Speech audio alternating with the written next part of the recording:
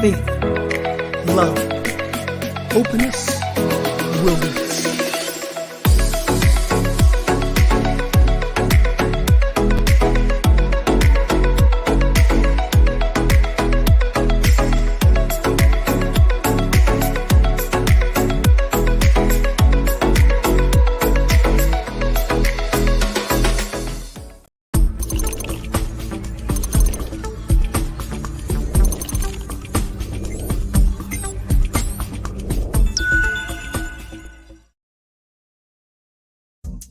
The Awake Shop by Rev Skip. Inspiration you can wear. Hats, mugs, hoodies, and tees. Visit theawakeshop.org today.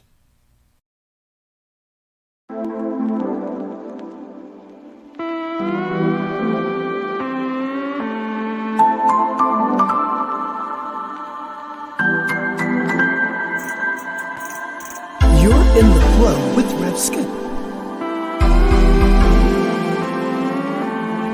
Faith, love, openness, willingness.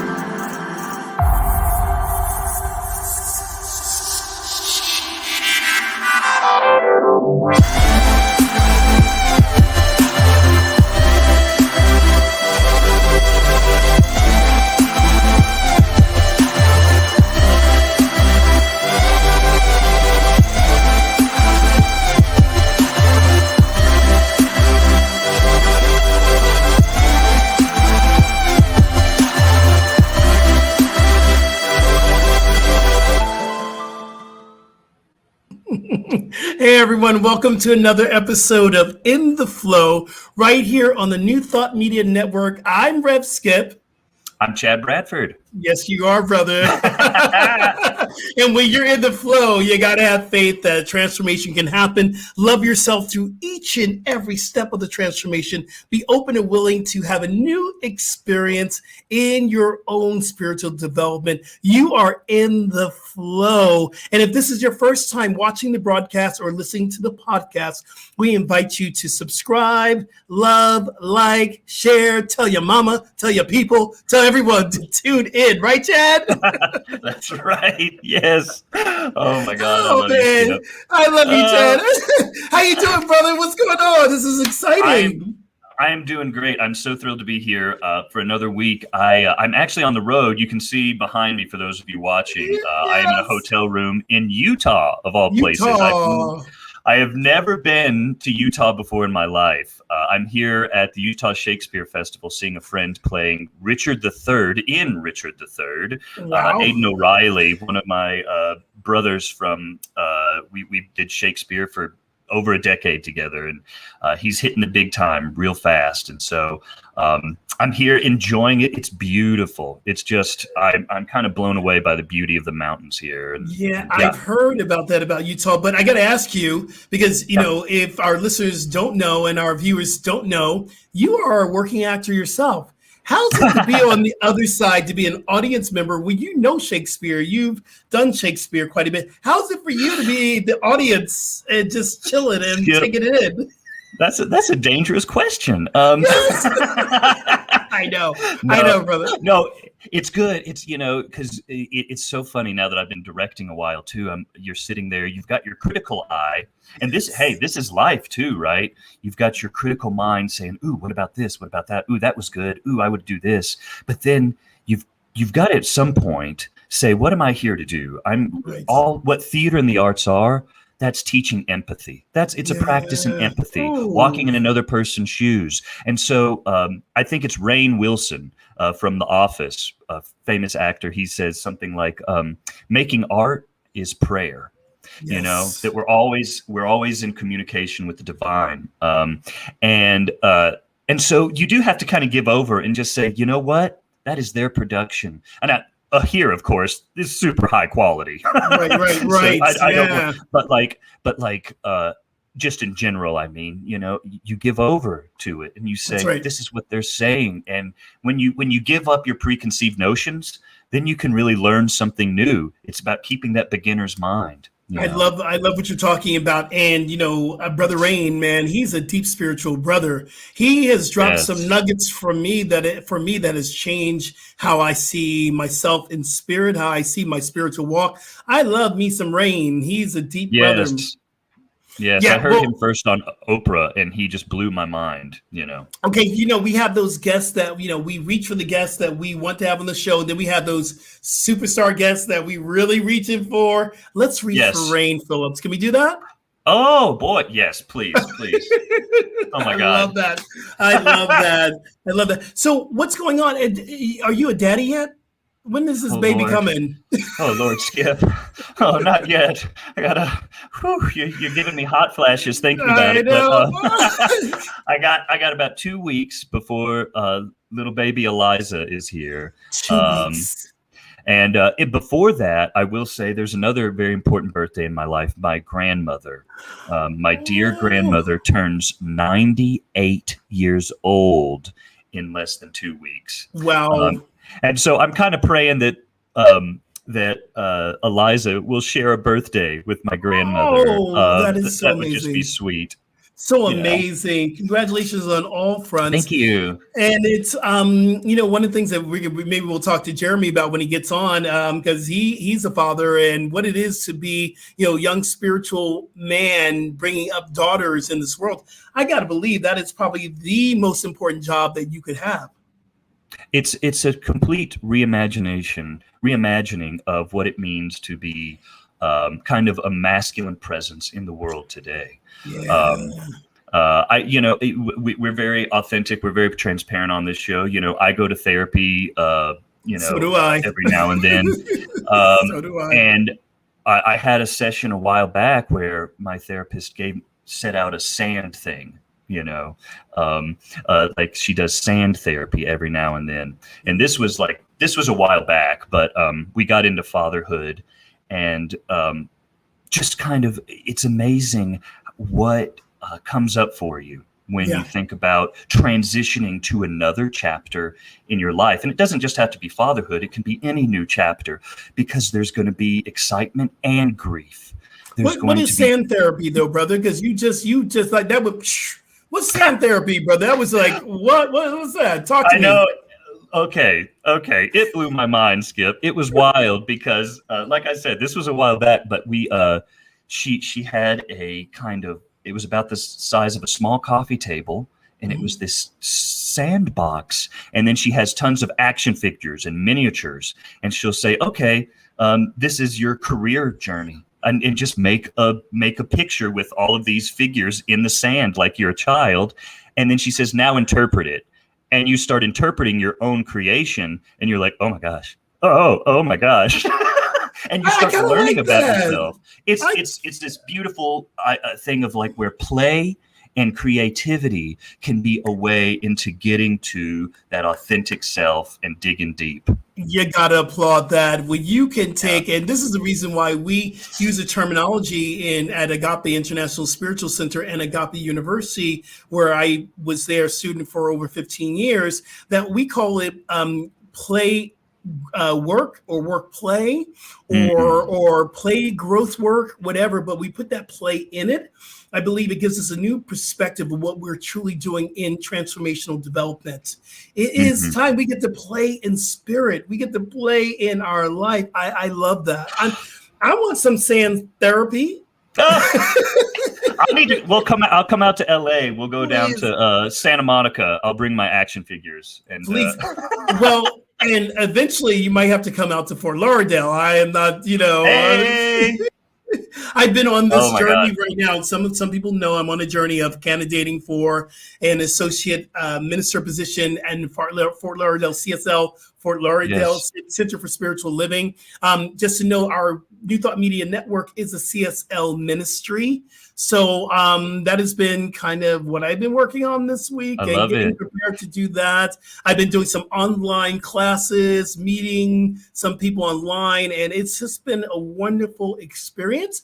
But I got to really tell you, I got to be in the now moment, because I haven't gotten the job yet, Chad, and I'm already moved. I got my stuff packed. I found the house. I I hear I haven't even gotten the job yet, but in my mind, I'm living in the future. But I need to Right. come back to the present moment as I'm going through this process.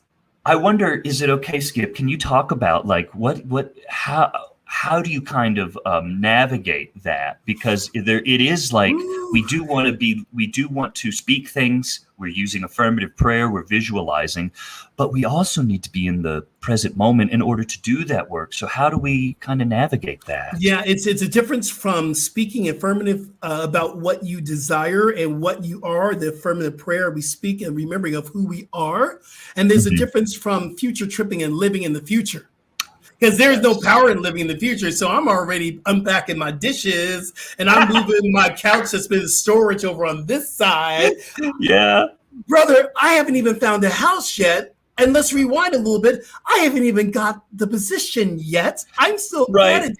So when you catch yourself, you remind yourself, come back to the moment. Come back to the now moment and breathe. And breath always brings us out of future tripping into the now moment, because we can only breathe in the now. We cannot breathe in the future or the past. So if you want to come back and you find yourself future tripping, hey y'all, just go back to your breath and remind yourself there's only power in the now present moment. That's what I do. I do this on a daily for myself because listen, I want to walk the walk. Yes. It's so funny. So, I have to share this if you don't mind, Skip. When you and I talk, sometimes this is going on, and Lord, this is going on, and Skip just kind of is quiet for a second and goes, "Okay, well, how's your practice? How's your practice right now?" And it's like, yes, that part of the journey. Because I have coaches that remind me and say, "Okay, so what day are you living in, brother? Yep. What day are you in? How's your practice?" So, I always love having these conversations with you. And let's get down, y'all. And y'all, it's now time for our. That sound is the Wellness Wake Up. And today our Wellness Wake Up is all about this. Wellness is a journey with no destination. So again, I gotta remind myself about this, is that I want to lose, because I've lost, I think, a total of 16 pounds in the last, it's been a real big journey the last 3 months, just every day working out, eating right, making sure I'm getting more leafy vegetables, drinking lots of water, exercising every single day, not even on Sundays when I don't want to, and I'm like doing my church business. I really want to make sure I exercise on those days. So here's the thing. We don't get to a ta-da moment, y'all. We don't lose 20 pounds and go, ta-da, I'm there, I'm well. Wellness is an everyday practice, and there is no getting there. It is just the journey. Mark Nepo talks about that. Mark Nepo says that it's not about arriving, it's about growing. So today we're growing in our wellness practice, right, Chad? That's a good one, yeah? Oh my God, I love that. What about you? Talk to us a little bit about your wellness journey.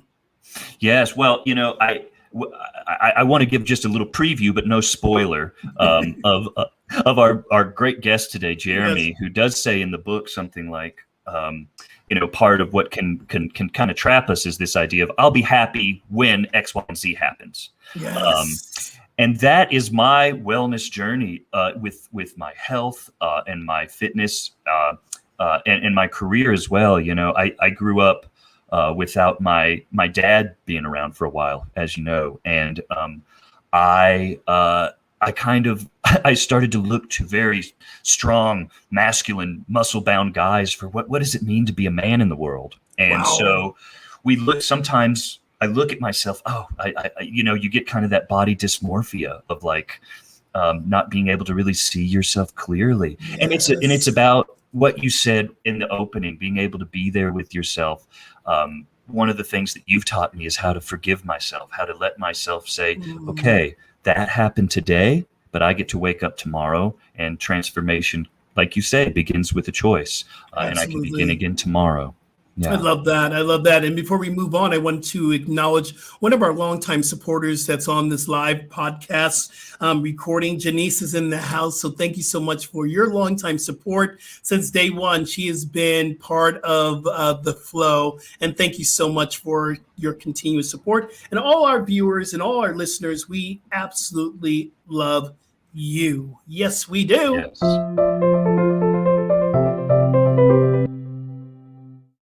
And All of right, course, everyone. I was just going to say that is the sound of our quotable ponder. I love how we're finding our flow. We're finding our way into the flow here, Chad. That's right. So our quotable ponder today is Iyanla Van Zandt. Chad, talk to me about this. Yes, we adore her. She says, everything that you have done and been through is valuable and important. In order to be who you are, to know what you know, to be where you are in this moment, you needed to go through what you went through. This is a wonderful segue from what we just were talking about, that the kind of side quests that we take along the journey are still necessary to get to where we're going. One of my favorite metaphors for this, I can't remember who I heard it from first, probably our dear teacher, Wayne Dyer, talks about the most beautiful pieces of wood, of driftwood that come up from the ocean, have been molded by the battering of waves. And they're gnarled and beautiful and smooth, but without the constant waves and the salt water and the really the carving of nature, we don't get this beautiful piece of nature. And really that feels like life to us. I feel like 2020 has taught me how to be more resilient. It's taught me the things that are truly important in life. Yeah. So it's powerful. It's a beautiful, beautiful quote. That reminds me of a teaching that Michael Beckwith teaches us at Agape. It teaches the law of emergence. And it's different from the law of cause and effect. Cause and effect says, if I do this, I'll get this. But the law of emergence says there is something that's seeking to emerge out of each and every experience you have, each and every situation. So we want to question sometimes, well, God, why am I going through this? And that is the wrong question that we are asking. We're asking, what is seeking to emerge? What lesson? Mark Nepo talks about that everything has an underlying lesson. And sometimes the little simple lessons are met in the experience of what we want to call unwanted experiences, but they're all divine. There's a great quote from, I'm going to paraphrase it now, or paraphrase it. I'm going to paraphrase it now. Paraphrase it. It's made a new word, yo. And the paraphrase, I'm a paraphraser right now. I love it. In the endless practice, he talks about this, that there is the greatest little tiny teachers are in these experiences. He says, firsthand, we know life is messy. It's unpredictable. It's beautiful, but it's amazing. And he holds that wholeness of it all within that. And I believe the same thing. So something is seeking to emerge through us. Yes. Hey, brother, it is time to bring in our amazing guest. And this brother is just so on point, and I'm loving his book. So can you give us an introduction of our Jeremy Frisk? Yes. Well, we're thrilled to have Jeremy here today. He hosts a successful podcast called Compounding Happiness. And every week he explores some of life's biggest challenges in relationships, business, and our mindset. He also became a published author at the age of 24. I know. I had a little jealousy about that. Right? Just a little bit. Yeah. We're gonna have to work through that for sure, Lord. Before that, though, he started an entrepreneurial nonprofit organized around helping small communities unleash their passions and purpose into the world through coaching, leadership courses, free access to coding programs, so many things. He has been coached by dozens of C-suite executives at Fortune 50 companies like Apple, Google, Microsoft. And he has been described, I love this part, he's been described, and I really got to ask him about this. Jeremy's been described as a terrible dad joke mixed with an entrepreneurial monk. So So, I mean, we are dipping into metaphor. Yeah, we are. Yeah, we are. Yeah, we are. All right, let's bring Jeremy into this mix, and we have a lot to ask him about. What's happening, brother?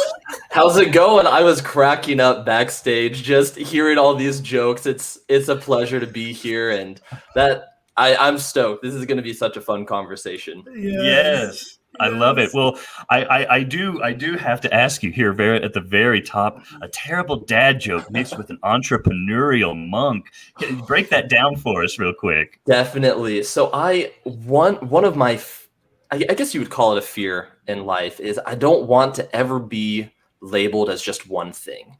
And I have a very quirky sense of humor. I don't take myself seriously at all. I'm all about play and fun. I'm more childlike now than I was when I was 5 years old. So that's kind of where the terrible dad joke aspect comes in, where I'm just telling dumb jokes, always goofy, never taking myself seriously. The entrepreneurial part, I love everything business related. I love starting and consulting. So that's where that aspect comes in. And then the monk, trying to tie in some of these spiritual practices of meditation and breath work and some emotional freedom tapping techniques. There's all of these different aspects and layers of to who I am. I went, that I can't even remember who said that to me. And I went, that is a very accurate synopsis, because it ties together all of the things that I strive to be better at every single day. And I heard that and just went, this is perfect. This is absolutely a perfect representation as to who I am. I love that. And I got to ask you, even throughout this experience of the Sacred Reset, also known as the pandemic, how have you kept your joy, and how have you been living through the pandemic? And did you see an expansion in your life? How have you been living through this pandemic, yo? Ooh, this is not a very popular answer. But I know what you got to say. I have taken extreme ownership of everything. So yes, the pandemic, it's a global phenomenon. There's a lot of hurt and pain and just darkness in the world right now. And it's really easy, especially watching the news, to feed into that and to go, wow, life really is terrible. I should be petrified. I can't even leave my house anymore. And while I'm not downplaying the severity of COVID and everyone that's going through it, but I took extreme ownership and went, yes, but I get to choose my attitude in this. I was able to maintain my sense of control, my outlook on life, by going, I get to choose. So I can use this as an experience of, the hangover method of, I'm going to just sit on the couch, watch Netflix all day, not keep up on any practices. I can't go to the gym, so screw that. Or I can go, what an amazing opportunity. I get to get back into running outside.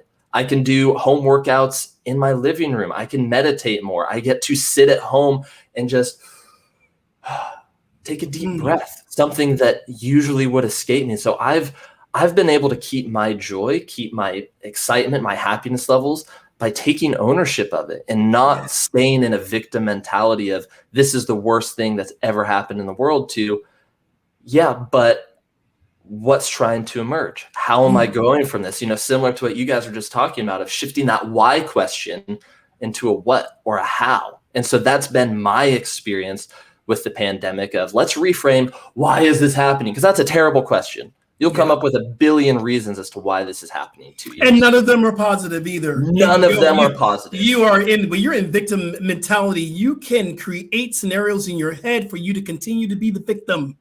And that is a powerful statement there. Wow. Yes.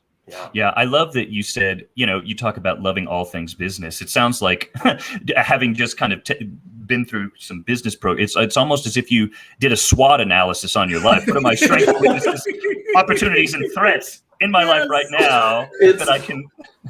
You joke, but 20 minutes a day I carve out to almost exactly what you just said, of that inner work combined with business. Of just literally put my phone down, uninterrupted time of, I'm just going to type, what did I do well today? Where was I struggling? Why did that happen? What led up to that? What was the fall off? And just really putting a magnifying glass on every area of my life, literally doing a SWOT analysis of every day. How did I show up to this podcast today? How did I show up for my friends? How did I show up to the random barista at the coffee shop? And just assessing that and just really holding myself accountable accountability is scary, but it's so rewarding. Yeah. It's so rewarding. Yeah. And if you can find the balance of holding yourself accountable, but still giving yourself grace, that's a powerful combination. Because then at the end of the day, it's not, man, I really screwed up, or I hurt this person. Man, I really suck today. It's, okay, what am I supposed to learn from this? How can I be better tomorrow? Again, shifting from that why to a what or a how. That's a combination that has served me so well in the last year or two. And what you're talking about is the spiritual practice of inventory, where we get to contemplate and go within, saying, okay, I'm going to have an honest conversation with myself. Matthew Fox talks about this in The Coming of the Cosmic Christ, that those who are mystics are willing to go within themselves and be self-critical, not criticizing or shaming, but understanding this work is within me. It's not outside of me. It's within me. Yes. And that's empowering too, because like you said, taking that kind of responsibility. Skip always talks about transformation begins with a choice. It begins with how we want to set ourselves up. And so we kind of heard that part of your practice, but that leads me to kind of one of our first big questions of the day, which is, who are you? Thanks for the trumpet lead in there. Yes. I couldn't tell if that was real trumpet or air trumpet. It was on point. It was perfect. Yes. I know a lot of people really hate this question, and I used to be one of them. Who am I? Because I didn't know. I didn't know who I was. And if you had asked me this 2 years ago, I would have said, I'm a supervisor at my job. I run a nonprofit. I'm this. And I'm someone who loves the gym. It was all of these external attachments. My identity was tied to all of these things that could go away just like that. So what's been real, I've taken for the last year, actually, almost to the day, I've taken an intentional year off of a regular 9-to-5 job where I'm not stressed about income. I'm not, taking a position just because I have to pay the bills, but going, okay, who am I without the career? Who am I? And it's great when someone asks, because normally, who are you? What's one of the first questions we ask someone? What do you do? To be frank, I don't care what someone does. I don't associate someone's identity with the work that they do 8 hours a day. I'm more interested in, do you enjoy your work? Why do you enjoy it? What's trying to emerge from that? So who I am is I've taken the last year as a year of mastery of self, of letting go of some of those external attachments to really at my core, who am I? And I would say that I'm someone who is extremely, extremely passionate about seeing other people's dreams and what they're trying to accomplish, and then coming in and leading with tough love and poking holes and all of the limiting beliefs that we tell ourselves, all of the lies, all of the negative thought patterns that no longer serve us, and go, how can we rewire our brain so that this now serves us? And how can we do so in a way that we're not just sweeping it under the rug, but we're actually dealing with it? We're processing these emotions. We're acknowledging, these beliefs maybe served you at one point. That's amazing. Thank them, and then move forward. So who I am right now is I'm someone who spends time with family. I'm a family first person. I'm someone who does yoga and meditation. I'm someone who goes to the gym every day. I'm someone who lives my life every single day by my own choices without anyone telling me what to do. Yes. I'm someone who's passionate. Oh, go ahead. And I was going to say, Jeremy, don't you believe, I don't know what you believe, so I'm going to ask you, because I've acknowledged this on this show before. This sacred reset, also known as the pandemic, has forced us to re-examine who we are without the labels. In my own life, where I was part of, and I still work for the fitness company, Equinox, but it shut down for a long time. I didn't have my fitness and my yoga classes, packed yoga classes. And now that I go back, there's maybe 4 or 3 in the class, and where I had major success in this area and going to Agape every Sunday physically, that was dropped away, and my work and my job, couldn't see my mother, my family for 2 years. I was forced to ask myself, who am I without these labels? Do you believe that this has been an intentional way of us really going deep with who we are without labels? I think so. I'm a firm believer that if you don't allow yourself to experience the emotions or to actually go through it, God is going to put something in your life that forces you to. God will either lead with a feather or with a 2x4. Hey now.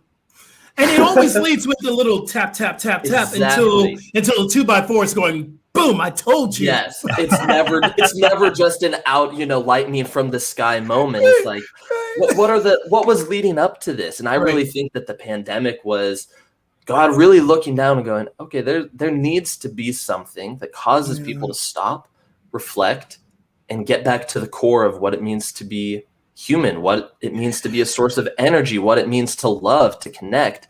And for that's my opinion on this pandemic is this has been, as you said, kind of the sacred pause or the great reset or however you want to describe it, of we weren't doing a great job of living in our fullest potential. Right. Well, here's a pandemic to force you to, maybe get back in touch with reality of who you are and who you're supposed to be.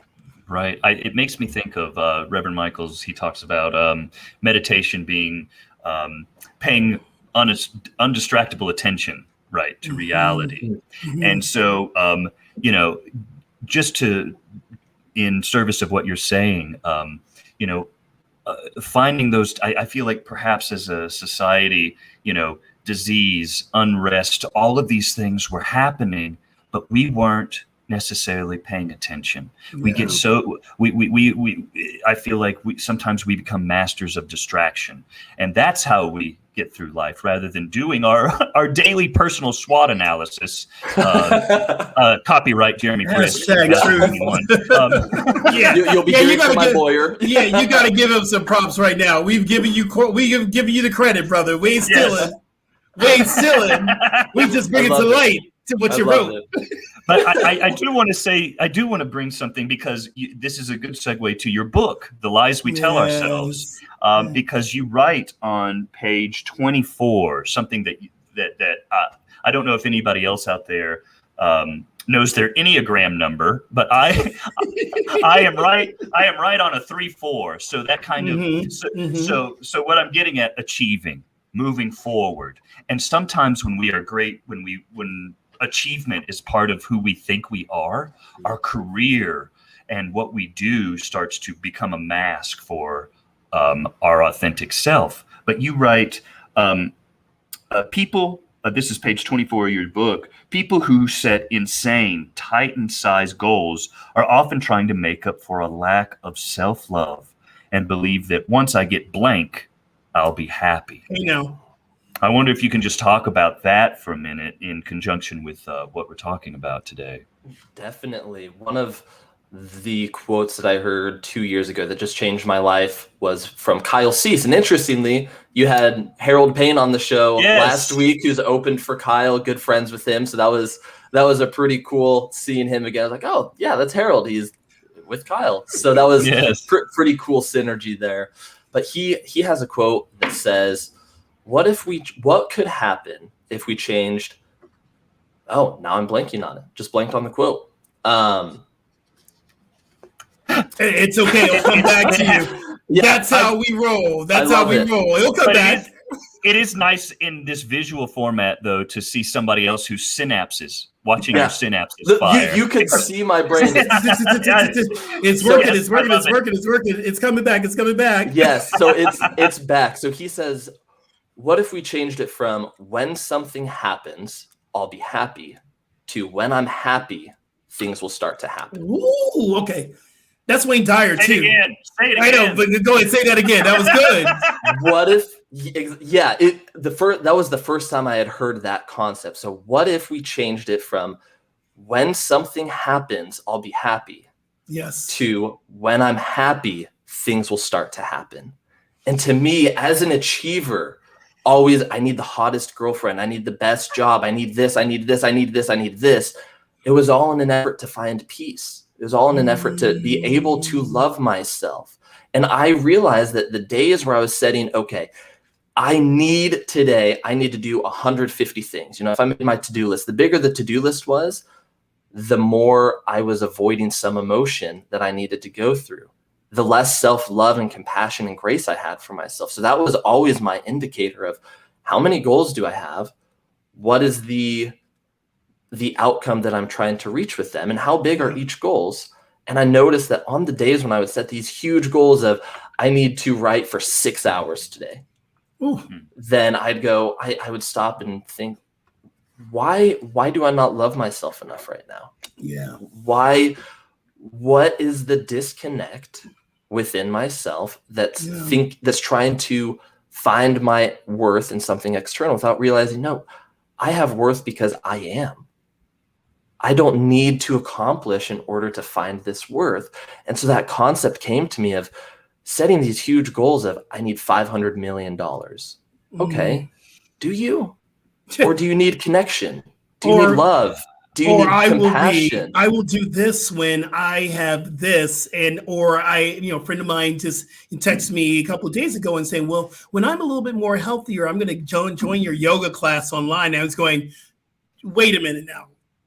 I always say, how can you circle one day on a calendar? One day is not on a calendar. Thank you, Michael Bernard Beckwith. But I would also say that this book I pick up books all the time.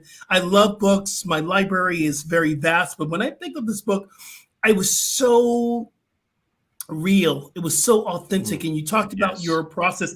And I love this straight up in the thing. You wrote this. These are the lies that Jeremy told himself about writing this book. He says, the first lie was, you're too young. You're too inexperienced. You're just a boy from North Idaho. I love me some potatoes. You don't have anything worth sharing. No one would listen to you. You aren't smart. These are all the lies that we've told ourselves. And I love your honesty. And further on into the book, you talk about this, and this is a big one. We're going to get into purpose now. You write here, finding your highest calling is great, but using that to serve others is the only way to be in purpose.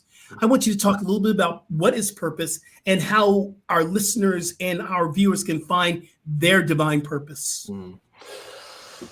To me, purpose, hearing the question, I just can't find my purpose. And to me, that's because you don't find your purpose. You are purpose. Trying to find something that's already within you, you aren't going to find that externally. You have to go inward to find that. You aren't going to find the answer to self-love and what you're best at by, burying yourself even in personal development content. And that was a trap that I fell into. Of I'm reading all these self-help books, listening to all these podcasts, going on, doing all these things, but I never allowed myself to just sit there and process it. So I was trying to find my purpose. I was waiting, begging for someone to tell me my purpose. And it wasn't until I got quiet and just went, okay, without all of the baggage, without everything, what is my purpose? And I went, I don't have a purpose. I am purpose. It's as simple and complex as that. So then I started going, okay, if I am purpose, and it's not something that I need to find or attain, it just is. Immediately that took all the pressure of trying to find it, trying to get it. So then it was, okay, now I don't have to devote all of my energy into finding something. I can devote that energy into exploring what already is. Okay. Was this part of your journey of spiritual awakening? Because Definitely. This is deep stuff. This is very deep stuff because we are taught in society that we have to work to get something or we have to go and do something. And the deeper spiritual development is understanding you are already it. Was this part of your journey of spiritual awakening? It definitely was probably at the forefront of my spiritual journey of unraveling all of the lies that I had told myself over the years and trying to attain something in order to be something without just being and thinking that that was enough. And so my concept, my thoughts on purpose and how you can discover your own purpose, I'm a huge fan of writing. I love, love, love writing. That is, when you think about it, writing is just literally putting thoughts to paper. It's an organized way of going through your thoughts. And so for me, one of the exercises that has served me so much over the years is taking between 20 and 30 minutes every day, as I've said, to just write. And now it's at a stage where it's more, that SWOT analysis and more in depth. But starting off, just write. And for 30 minutes, don't stop. Just allow whatever's supposed to come through, come through. And for me, that was when I started discovering what my purpose is, oh, okay, first of all, why is it that my go-to is writing? Why is that my way of finding purpose or getting my thoughts and realizing, oh, I enjoy communicating. Okay, let's go a little bit further. Let's dive a little bit deeper. And so just with that process of going, oh, holy crap, there is so much here that I have been ignoring. And it really is as simple as finding your purpose, but also first of all, remember, your purpose is going to change. At least you should want it to change. Because if I'm still doing the same thing 5 years from now, if I have the same mission statement, the same purpose, and I'm trying to go about it the same way, I'm doing something wrong. Because that shows I haven't grown, I haven't evolved. My purpose can still be, I want to help and serve other people. But if I'm still trying to help through the same channels, through the same methods, through the same practices, right. Is that a disservice at that point? I think so, because you've become comfortable. And so the line talking about it's great to know what your purpose is and to know this is what I'm great at. This is my superpower. Here's what I should be doing. It's selfish to not share that with other people. It is extreme. It's a disservice at that point to go, that would be like, I think I used the analogy, I found the meaning of life. God just gave me the transcripts for the Bible. Imagine if Moses, he goes and has this conversation with God and he gets the 10 Commandments and he goes, yeah, these are the rules for life. And he never shared that. Then what? Then what? Yeah, he's in purpose. That's great. We're stoked for Moses. What about it? What about everyone else? What about the rest of us? Exactly. So I think that in order to fully be in purpose and to express your highest self, that has to involve other people. That has to involve serving and shedding that egoic self. And so that's a kind of all over the place answer to your original question. I love that, and Rev, maybe y'all can unpack this a little bit. But from what I'm getting from you, Jeremy, there seems to be a little bit of negotiating this idea of seeking versus surrendering. Yes. That we can kind of put ourselves into all kinds of mental and spiritual contortions to try to chase something, but that there is a power to surrender as well, and making space for that. I just wonder if that's part of what you're talking about as part of this. Chasing something, by definition, is denying that you have it in this moment. Chasing a purpose in the future, chasing the better job, you're denying that exists already. And so I do think that it's that concept of surrender forces you to be in the present moment and acknowledge that you already have it. You don't need to go chase it. And this is why we teach affirmative prayer. It's a reminder that you are already at what you're trying to pray for. We don't pray and ask God and beg God for something that we already have. It is our work to understand that we are already it. And this is why affirmative prayer is so important. This is what Ernest Holmes talked about. We speak the words of what we truly are. And I got to say this, Jeremy, I've been a guest on your podcast, Compounding Happiness. And when I was on your podcast, there was just this synergetic energy, this passion that I got from you that really invited me to have my own experience and my own light. And it was like when you chose to really share your purpose of who you are, it gives us permission to do the same. I'm sitting down here this morning excited like a little schoolboy going, I get to hang out with Chad Bradford and Jeremy Frisk on the same podcast. I come alive. Purpose is coming to life. When you say that, Jeremy. Yes. Yeah, there's that synergetic response. Humans, we need that connection. And when you can find someone, Chad, Skip, like both of you, where the three of us get to sit here and just have conversation about purpose, this to me, all of us are in purpose right now. Yes. Regardless of what you would label your purpose as, this is it right here. Nothing else. Nothing else. This is our purpose, right? To be right here, to be right now, to share what we've learned, our successes, our failures, our shortcomings with one another, being able to own your crap. The entire idea behind the lies we tell Did you ourselves. say own your craft or own your crap? Own your crap, but own your crap also works. I love it. Copyright 2021. Own your craft and own your crap. I'm loving that today. Pretty perfect. I love that. Is that's good. Yes, I love Chad, that. Chad, do you think it's time for the yes moment? What do you think? I think so. Hit us off. But he's been in the yes moment anyway, right? Right. So yes is a acronym we use here on In the Flow. Yes means you expressing spirit.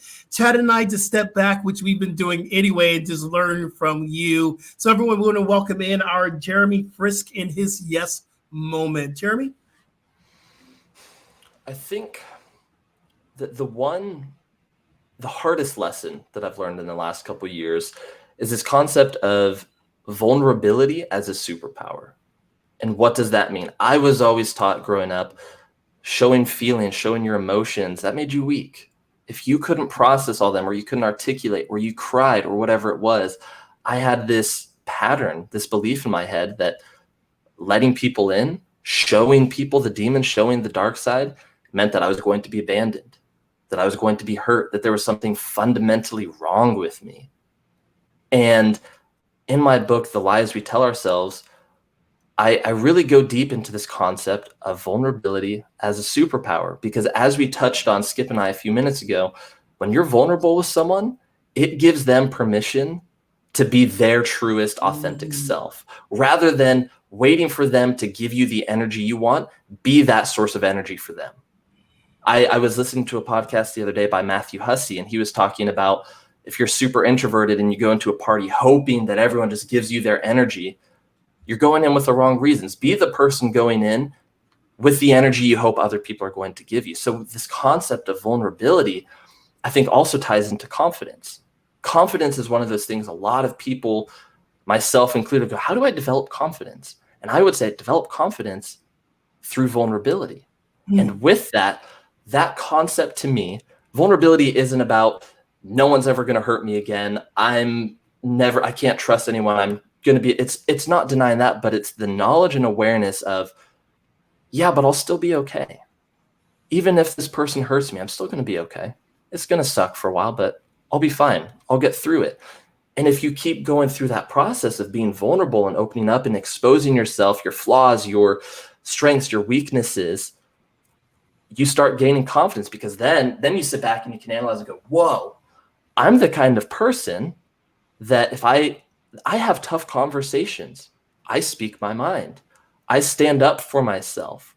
I go out of my comfort zone. And over time, that starts compounding into higher levels of confidence. So then you're more confident. So you have a deeper level of core confidence. So now you're able to be a little bit more vulnerable. Yes. And I'm not saying to just go out and everyone you meet go, yeah, here's all of the crap that I've done wrong. Here's my demons. Here, let me open the closet. No. That's not what I'm trying to get at. But there's a way, I use an analogy in the book of, we all have castles that we've built. We have these defenses that we've built up over the years, from childhood, from previous relationships, from our parents, from school, everything. We all have our castles. And one of the ways that I think our thinking has been flawed, or I won't say that my thinking in the past has been flawed, is building this huge castle, this huge fortress, standing at the top, and I built, a moat around it, the drawbridge is up, and then someone comes along and they try to get in, and I don't allow them to.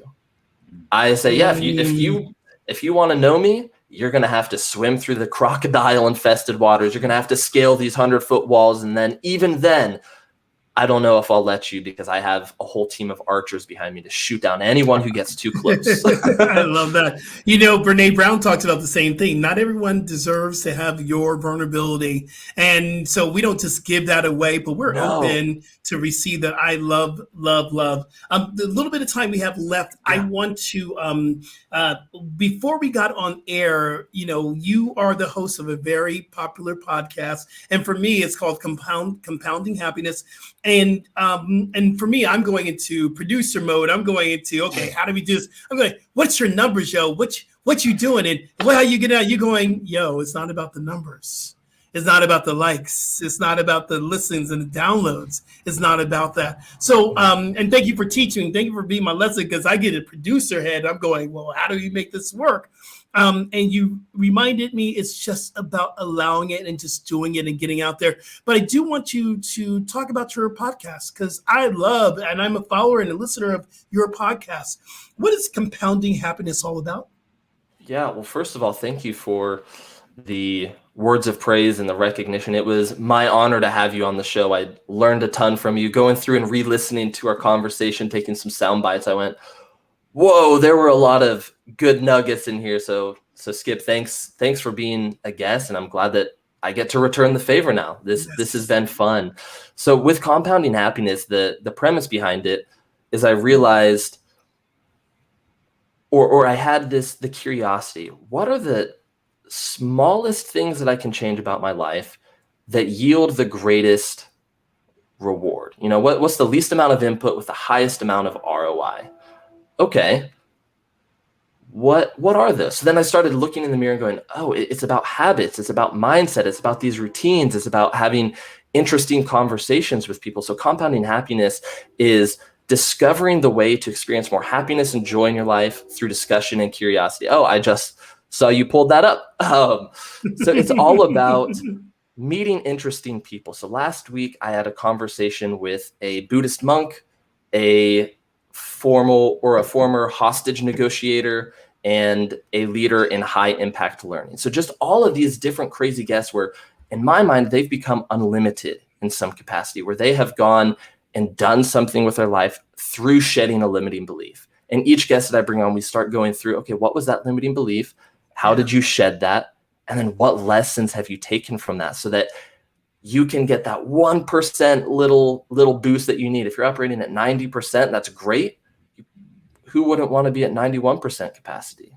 So the hope is with all of these guests is to bring in people who have I can't say maxed out. That's Ed Milet's podcast. But people who, as soon as I said that, but people who have become unlimited in some capacity, so that what are the tips, the tricks, the strategies, the mindsets that we need in order to experience optimal amount of happiness on a daily basis. You got to listen, y'all. And, you know, Chad, he brings us and drops us right into it early on. It was like talking about get down with the get down. It's like, boom, we're going there. Here we go. I love it. Oh, you might be muted there, Chad. I think you're muted, Chad, which is home broadcasting. There we go. Oh, my Lord. That ain't going to work, is it? Well, I was saying, Jeremy, you were talking, brother. You're not coming out. You were talking, my brother. It was not coming out your mouth. Really? Oh, my Lord. I love you, Chad. Oh, my God. Well, but Jeremy, you know, we just appreciate you being our guest, giving us tips and tricks about our mindset today. This has been so illuminating. I've had some just really heartfelt responses to what you're saying, and it's just I know that the folks listening will have the same response.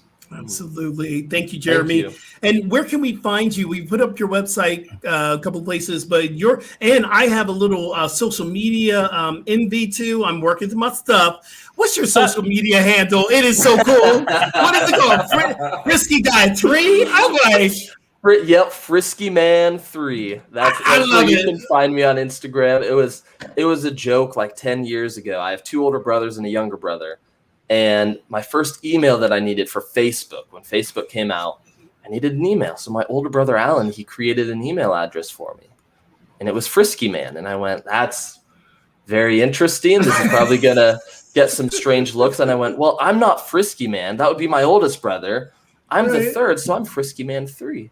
And I've kept that handle since day one. And I've thought, I had this conversation a couple weeks ago of, as I'm growing and expanding, should I try to change it to, at Jeremy Frisk? And I went, absolutely not. Not right now. Frisky at Frisky Man 3 to me is just so funny, so out there that I just have to keep it. So you can find me on Instagram, Frisky Man 3.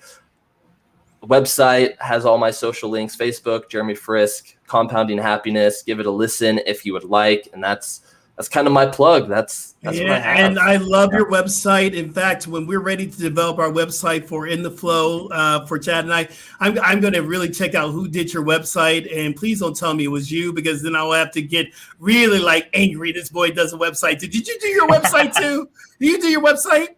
I did my website in 2 days. Man, I'm coming to you for a little lesson, brother. So let me offer, it is by no means an all-inclusive final product, but I am happy to help speed that process along when you're at that stage. I'm happy to do so. Awesome. Happy to do so. Thank you. I love how you share your light, and the same thing back to you. However we can be of service to help you to promote what you're doing.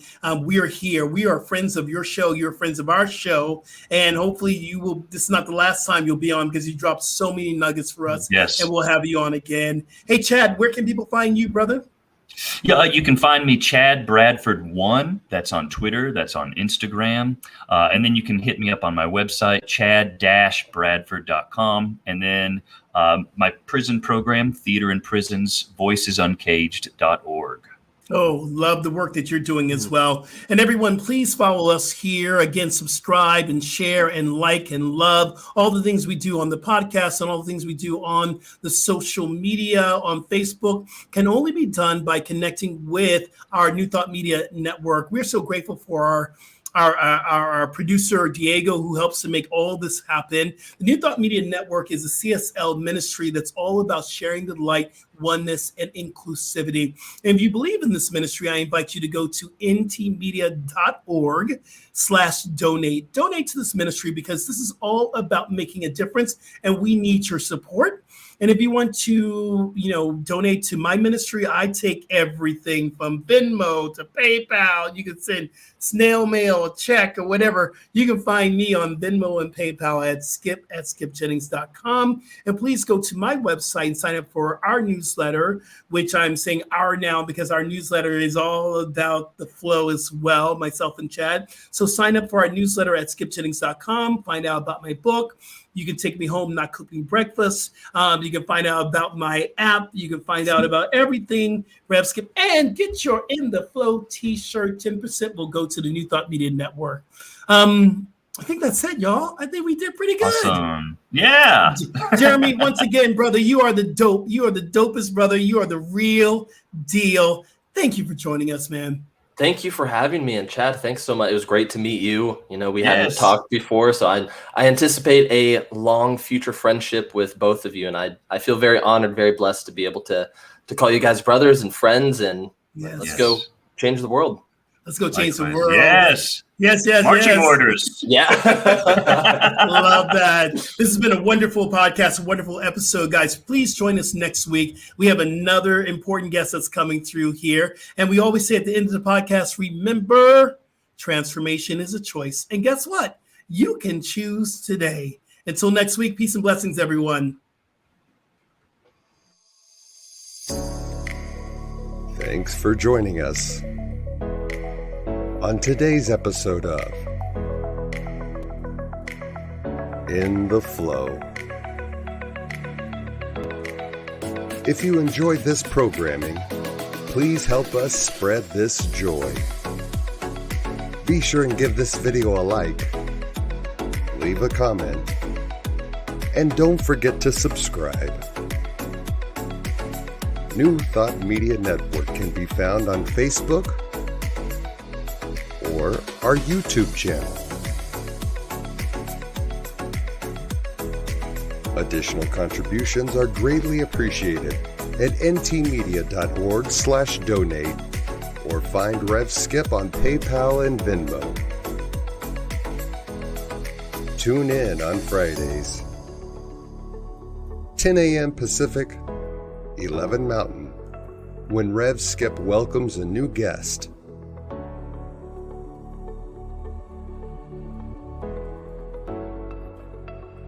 Until then,